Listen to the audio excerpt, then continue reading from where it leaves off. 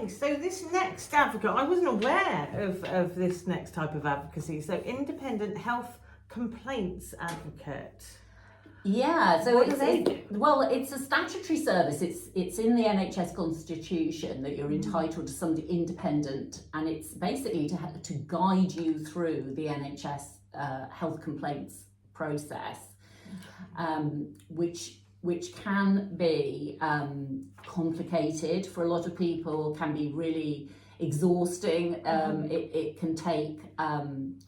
It can take a really long time, can take up to a year, and it can even take longer in some cases, because the process follows a path that ends with the ombudsman.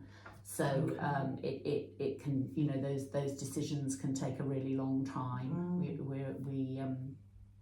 It's a very long process and a complicated process. So So what would the advocate do within that process with the person? So we only take self-referrals unless the person is complaining on behalf of somebody who's deceased or somebody who lacks capacity.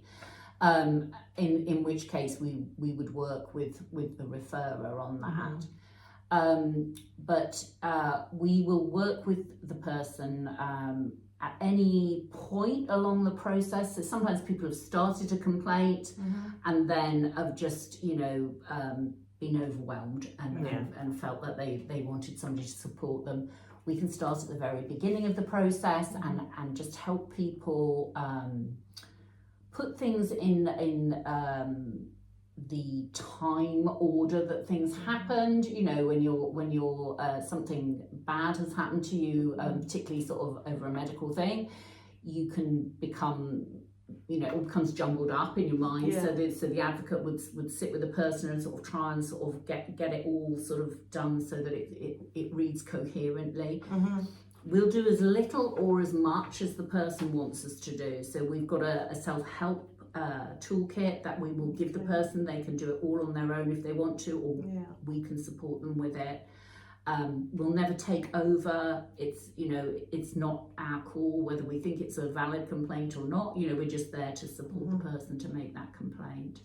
And that type of advocacy is open to anybody that wants to make a complaint if they feel that they need some additional support with it. Yeah, it is. So you have to be a Somerset resident. Yeah. And it has to be for an NHS funded service. So it can be an NHS service that was carried out in a private hospital. So if it was funded by the NHS and you had a hip replacement or whatever in one of the private hospitals, the criteria is NHS funding and resident of Somerset.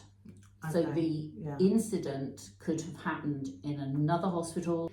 It doesn't have to be a Somerset hospital, but the person who makes the complaint must be a Somerset resident. Be a resident. Yeah, absolutely. Yeah. Oh, okay. Yeah, no, I wasn't aware of that one.